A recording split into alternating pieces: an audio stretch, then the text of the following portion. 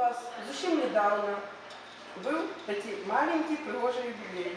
Тільки бо ми помилилися 20 років світарства. Тільки хіба так, хіба не так? Напевно так. Да?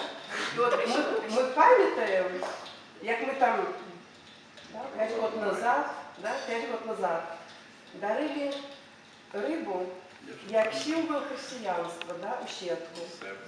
І серце. І тепер вот это вот наше серце, ми справді попали у эту сетку, в этой Божьей любові, в вашу сетку.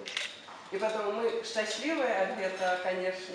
Поэтому желаем вам еще далее даров Духа Святого.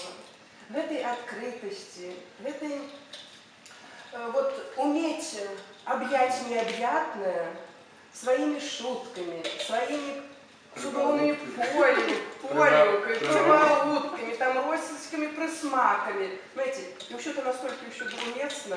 Поэтому нехай добрый Бог благословляє вас ще на шмат-шмат годов такої чудовної святарської діяльності, праці на Божій ниві. Нехай вас не подводить здоров'я, конечно, це так само потрібно.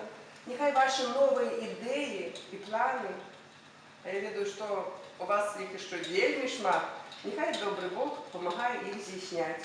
Ну, а ми чим можемо допомогти там своїми ручками, згущеночкой, колбасками, готові допомогти щирою молитвою, завжди готові підтримати і допомогти.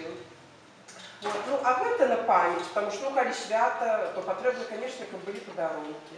Поэтому вот это символ этой пригожости, этой чистини, ну, это, конечно, без святора, это только белое оружие. Поэтому нехай далее этой клетки вас радует, ваше сердце наполняется Божьей лаской.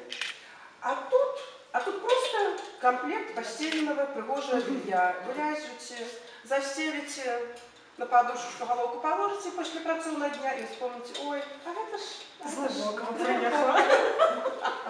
Так, это вам.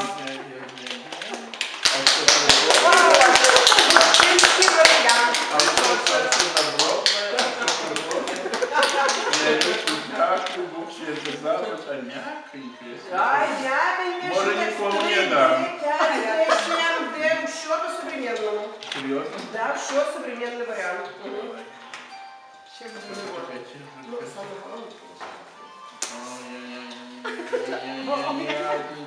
запис. Она говорила много и не прелестила, и не правда. Ну а теперь давайте общее фото. Можно?